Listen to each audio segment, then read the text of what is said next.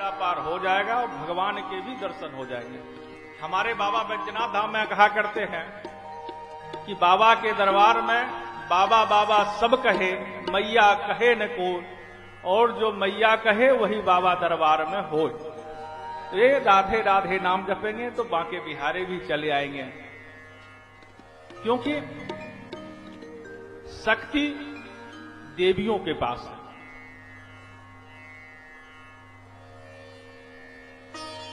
हम और आप या समस्त संसार का नाम तभी तक है, तभी तक पावर है, तभी तक पद है, तभी तक प्रतिष्ठा है, तभी तक पैसा है, तभी तक पत्नी है, तभी तक बेटा है, तभी तक यह संबंधी कुटुंब सब है, जब तक हमारे अंदर माता की शक्ति है। और जिस समय शक्ति वापस हो गई, सब कहते हैं सबको बाहर निकालो। कभी आपने नहीं सुना होगा माननीय प्रधानमंत्री जी के बॉडी को बाहर निकालिए, बोलेंगे बॉडी को बाहर निकालो, या किसी गरीब का, क्योंकि शक्ति जब तक माता की है तब तक हम आपका नाम है। और प्रभु जिस दिन शक्ति चली गई ना, सब लाश बराबर, सब बराबर हो जाते हैं। वह शक्ति किनके पास है? मां देवी ब्रह्मा जगत जननी भवानी दुर्गा काली कल्याणी जगदम्बा हमारी राधा रानी के हाथों में। और जब तक उनकी शक्ति है तभी तक हम और आप यहां विराजमान हैं, नहीं तो एक क्षण क्या एक सांस भी हम और आप उनकी मर्जी के बिना नहीं ले सकते। और हम उसी को भूल बैठे हैं, और इस माया रूपी संसार में, इस दुख रूपी भव सागर में हम सुख की तलाश में निकले हैं। ये समझो, अगर आपका परम मित्र मिठाई का दुकान हो, बहुत चाहता हो आपको, और उसे कहो एक सुंदर सी किताब दे दो हनुमान चालीसा का, लाख चाहे वह नहीं दे सकता कि बढ़िया मिठाई ले लो, रसमलाई ले लो, गुलाब जामुन ले लो, किताब तो मेरे पास नहीं बंधु, देना तो चाहता हूं। किताब के दुकान में आप जाके किसी वाद्य यंत्र मांगे, नहीं दे सकता। उसी तरह यह दुखी रूपी भवसागर में हम लोग सुख की तलाश में चले हैं, और जहां सुख है उसी को हम भूल बैठे हैं। इस सुख की तलाश में हमारे जयपाल भारद्वाज जी चले हैं जहां सुख है, क्योंकि सुखालय किसको कहा गया? परमात्मा के यहां सुखालय है। परमात्मा अगर चाहे भी तो दुख नहीं दे सकते, क्योंकि परमात्मा के पास दुख है ही नहीं। कुंती ने तो मांगा था, आप तो जानते हैं, आप विद्वान हैं, सब कथा सुनते रहते हैं, लेकिन भगवान नहीं दे पाए संकल्प लेने के बाद भी, क्योंकि उनके पास दुख है ही नहीं।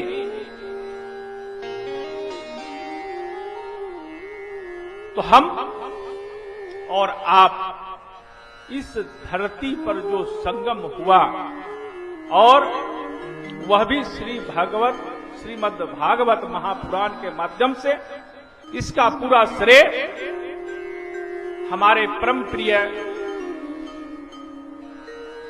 जयपाल भारद्वाज जी को जाता है, और उनके सभी साथी, और यहां हमारे जितने संत जन हैं उनको मैं प्रणाम करना चाहूंगा।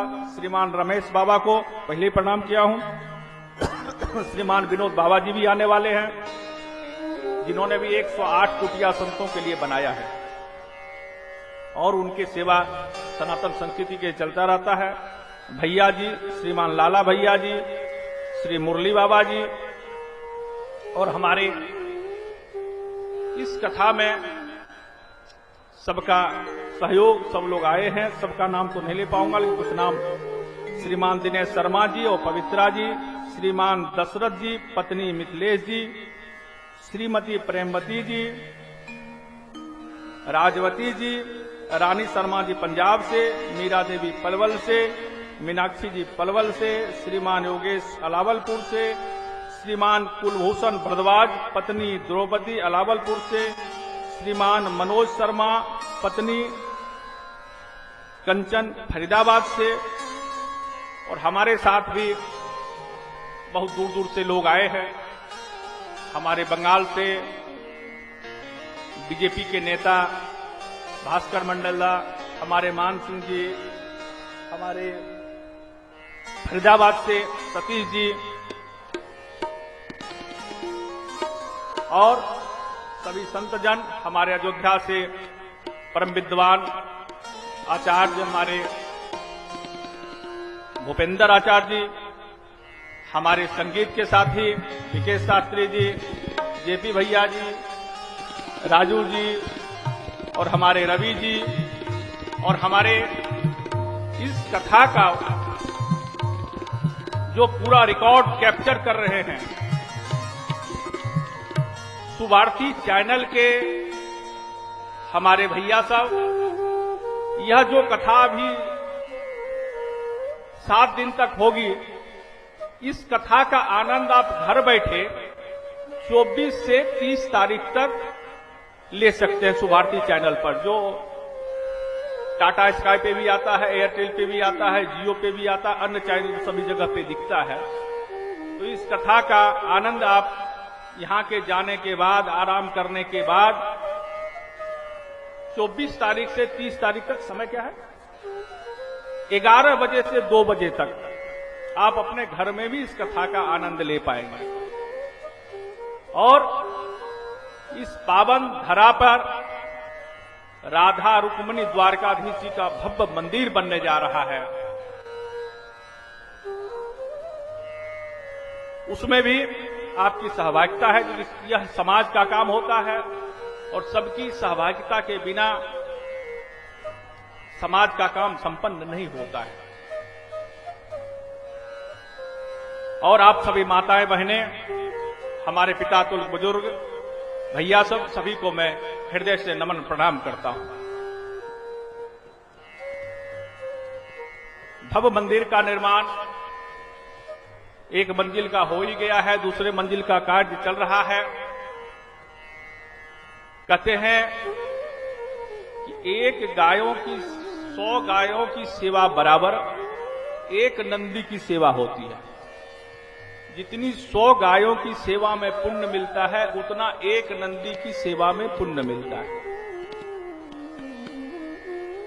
जितनी 100 ब्राह्मणों की सेवा में पुण्य मिलता है, उतना एक संतों की सेवा में पुण्य मिलता है। और अन्य कार्यों में 100 गुना लाभ किसी मंदिर में बनने में अगर आप दान देते हैं, उसका 100 गुना लाभ अर्जित होता है। तो ऐसे हमारे जयपाल भारद्वाज जी और आप लोगों के सहयोग से दिव्य मंदिर का निर्माण कार्य चल रहा है, और उसी के सानिध्य में ये कथा भी है कि भव्य निर्माण हो। द्वारकाधीश जैसे कई लोगों के राजा सुदामा को बना दिए, वैसे इस मंदिर में जो भी मदद करें उनको परमात्मा द्वारकाधीश राजा बनने का सौभाग्य प्राप्त करें, ऐसी कामना करते हैं। क्योंकि हम निवेदन कर रहे थे, यह दुखालय है और दुख भगवान हमें आपको कोई नहीं देता, हम दुख के स्वयं निर्माता हैं। अब पूछोगे कैसे महाराज, हम दुख क्यों खोजेंगे, हम तो सुख की तलाश में चले हैं। हम कल किराए के मकान में रहते थे, हमने कहा हे राधा रानी, हे बांके बिहारी जी, दो मुझे एल्वेस्टर का मकान हो जाए, किराया का रोज झंझट रहता है, मकान मालिक रोज आके हमें तंग करते हैं, हे भगवान कृपा करो। और राधा रानी जी ने, बांके बिहारी जी ने आप पर कृपा कर दिया, आपके मकान बन गए।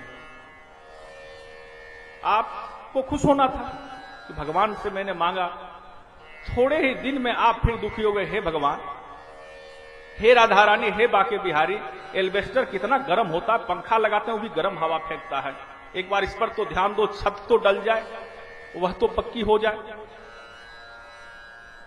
राधा रानी ने कृपा कर दिया, छत भी हो गई। हमको खुश होना था, लेकिन खुश नहीं हुए भगवान। सब तो ठीक है, तुम देखते हो बिजली बिल कितना आता, बच्चों की पढ़ाई का लिखाई का कितना खर्चा है, कहीं एक सरकारी नहीं तो प्राइवेट जॉब ही लग जाए। राधा रानी इतना तो कृपा करो। राधा रानी ने कृपा कर दिया, जॉब लग गई, खुश होना था। फिर हम दुखी हैं, कैसे हम दुख को खोजे। तल देखो, बोले भगवान एक कोई गाड़ी हो जाती, बड़ी चक्कर खाना पड़ता है, कभी बॉस से डांट खाना पड़ता है, लेट हो जाते हैं बस में, टेम्पू में, ऑटो में, एक छोटी अल्टो भी हो जाता, चल जाता काम, कोई बात नहीं। परमात्मा ने कृपा किया, गाड़ी खरीदने का भी हमको सौभाग्य प्राप्त हुआ, हम अल्टो ले लिए। अब तो खुश हो जाए, गाड़ी हो गया, नौकरी हो गया, घर हो गया, छत हो गया, लेकिन हम खुश नहीं है। फिर भी क्या करेंगे महाराज, ऑफिस में एसी है, गाड़ी में एसी है, घर आता हूं बड़ी गर्मी लगती है, एक एसी हो जाता, बस बस अब कुछ नहीं कहूंगा, बस बस अंतिम है।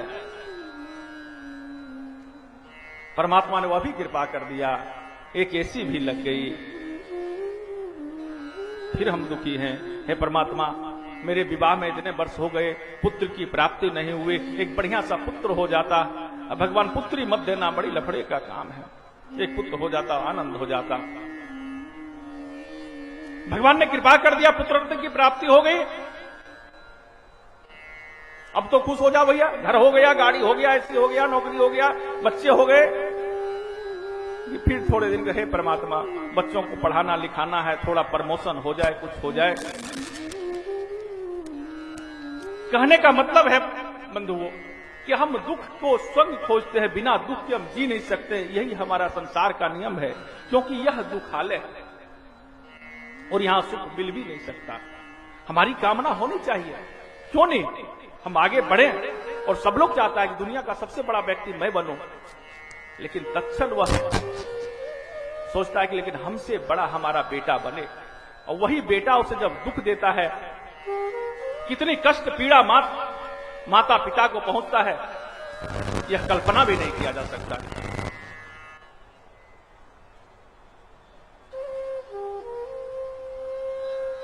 हम धन के पीछे भागते हैं, हम पुत्र के पीछे भागते हैं, हम संपदा के पीछे भागते हैं, हम कोठियों के पीछे भागते हैं, हम बंगले के पीछे भागते हैं, लेकिन जब हम जाते हैं तो हमारे पीछे कोई भागने वाला नहीं है। सब यहीं पड़ा रह जाता है। जिस बेईमानी भ्रष्टाचारी से हम मकान बनाए, जब हम जाते हैं तो वह हंसता है, कहता मैं तो यहीं हूं और तू चला, हमारे लिए तूने इतना किया तो तू आज जा रहा है। लोग कहते हैं यहां से कुछ लेकर के कोई नहीं जाता, मैं कहता हूं यहां से लेके जाता है।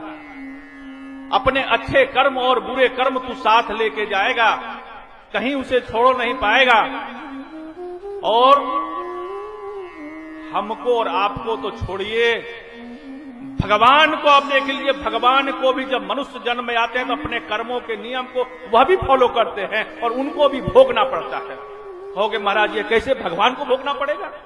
क्योंकि वह भी जब मनुष्य रूप में आते हैं तो उनको भी अपने कर्मों को फॉलो करना पड़ता है। कहोगे कैसे भगवान? आप भगवान राम और कृष्ण चरित्र को आप देख लो। भगवान राम के दूत बनकर के कौन गए थे? पवन पुत्र हनुमान गए थे। पवन पुत्र हनुमान को रावण ने वहां